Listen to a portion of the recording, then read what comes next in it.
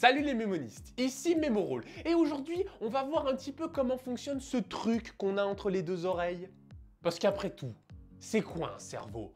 C'est un peu de neurones, quelques gouttes de sang, tu mets un peu de matière grise dans tout ça, tu mets tout ça dans un espèce de gros organe mou un peu dégueu, et puis voilà, t'as un cerveau.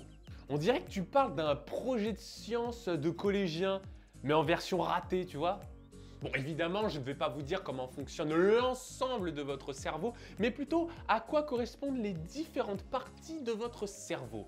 Évidemment, on va saupoudrer tout ça avec un petit peu de mnémotechnie et nous allons faire ça juste après le générique.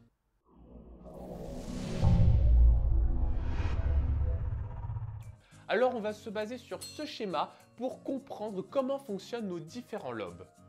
Lobe frontal, lobe pariétal, lobe occipital, lobe temporal.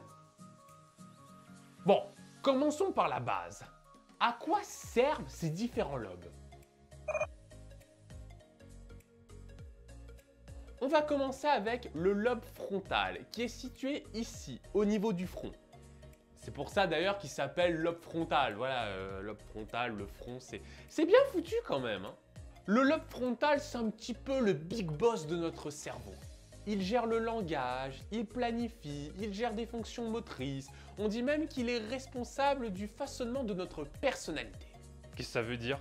Ben en gros, si vous êtes comme vous êtes, eh ben c'est grâce à ce fameux lobe frontal.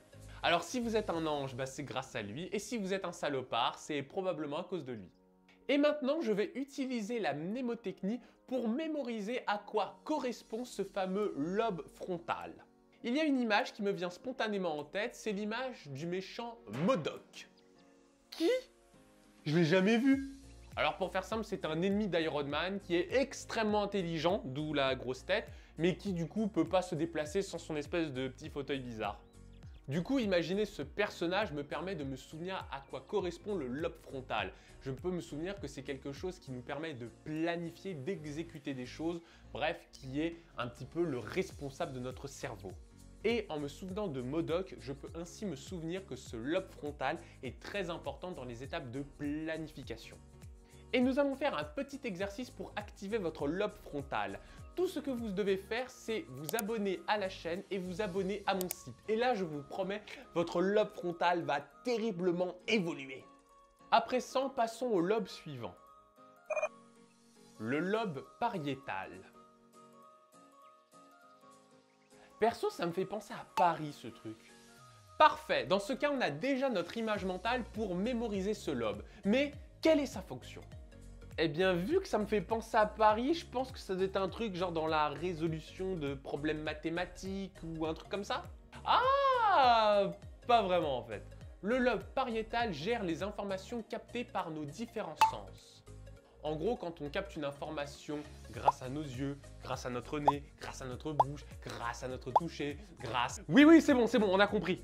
Eh bien, c'est le lobe pariétal qui nous permet d'analyser ces différentes informations pour nous repérer dans un environnement et pour l'analyser. C'est également lui qui est responsable de notre attention. C'est comme un radar en fait. Sans lui, on serait incapable de se repérer dans un environnement et de traiter l'information. Pour mémoriser ce lobe et à quoi il sert, je vais imaginer un joueur de poker en train d'analyser son adversaire pour essayer de voir comment il peut gagner son pari. Il est donc en train d'analyser ses mains, ses yeux, sa bouche, son nez. Il essaye de l'analyser au maximum et d'en tirer le maximum d'informations pour gagner. Et maintenant, lobe suivant. Le lobe occipital. Alors lui, on peut deviner à quoi il sert rien qu'en regardant son nom. Alors occipital, ça me fait penser à hôpital, donc est-ce que c'est le lobe qui nous permet de nous soigner? Ah, non plus. Le lobe occipital est le responsable de notre vision. C'est lui qui se charge de récupérer des informations visuelles et de les traiter. Donc ce n'est pas étonnant s'il y a beaucoup de personnes qui déclarent avoir une mémoire visuelle. Vous vous rendez compte, on a un lobe spécialement dédié pour ça. Ça, c'est quand même pas la classe. Ah bah oui, parce que madame, elle pouvait pas se mêler aux autres dans le lobe pariétal. Non, madame, elle avait besoin d'avoir un lobe spécialement pour elle. Madame se prend pour la reine d'Angleterre. Cependant, fait intéressant, ce lobe occipital peut également intervenir même chez des personnes non-voyantes. Quoi? Qu'est-ce que c'est que ces conneries? Eh bien oui, et pour être plus précis, près de 25% des non-voyants peuvent se servir de ce lobe pour se repérer dans un environnement. Mais comment ils font s'ils peuvent pas voir? Grâce à l'écolocalisation. L'écolocalisation comme chez les dauphins et les baleines belugas? Oui, voilà, c'est un peu ça. Bon, évidemment, pas au même niveau, faut quand même pas abuser, mais certains non-voyants sont capables d'utiliser l'écolocalisation pour se repérer dans un environnement, et quand ils le font, il a été prouvé que c'est le lobe occipital qui intervient et qui est mobilisé. Impressionnant, non? Ça veut dire que normalement, là où ils sont censés utiliser leur ouïe, ils arrivent quand même à monopoliser le lobe qui est responsable de la vision. C'est quand même étrangement bien foutu le cerveau. Et maintenant, nous allons parler du dernier lobe. Attends, t'as pas encore donné ton histoire pour mémoriser le lobe occipital? J'imagine un homme qui va à l'hôpital parce qu'il n'y voit plus rien. Voilà, c'est bon. Allez, lobe suivant. Bon, petite explication quand même. Hôpital, ça renvoie à occipital, et le fait que la personne n'y voit plus rien, c'est justement pour nous souvenir que ça correspond à la vision. C'est bon, on peut passer au dernier lobe. Le lobe temporal.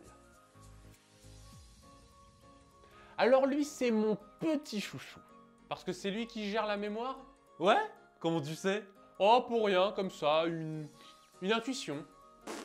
Ah, t'es fort. Et oui, le lobe temporal a un rôle très important dans la mémorisation parce que c'est dans ce lobe que se situe un petit peu le big boss de notre mémoire. J'ai nommé l'hippocampe. Décidément, on parle beaucoup de poissons. Bravo, bravo. Sauf que le dauphin, la baleine beluga et l'hippocampe, ce sont pas des poissons, ce sont des mammifères. Bon, on est sur une chaîne de mémoire ou alors on est sur Nat Geo?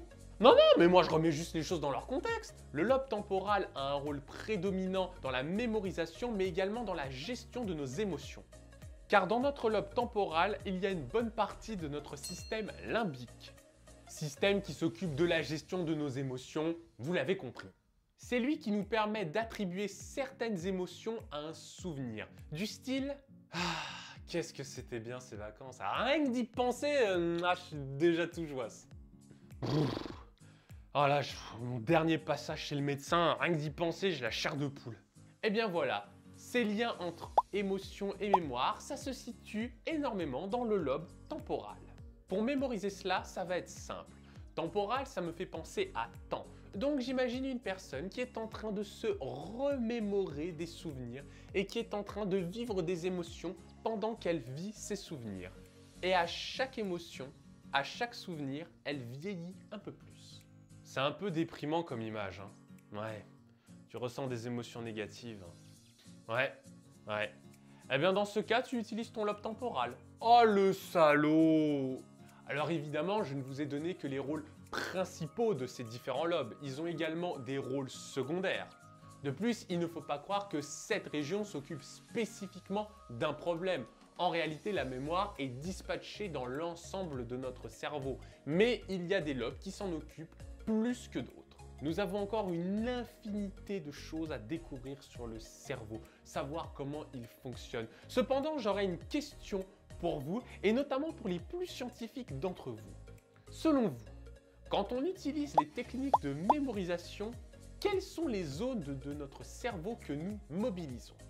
Est-ce que nous mobilisons les zones qui s'occupent de gérer notre mémoire, ou est-ce que nous mobilisons d'autres zones, des zones qui normalement n'interviennent pas dans ce processus?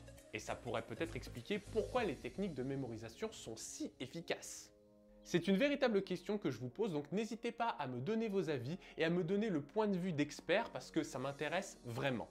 J'espère que cette vidéo vous aura permis de mieux comprendre comment ça se passe là-dedans, et sur ce, je vous dis adios mes mémos.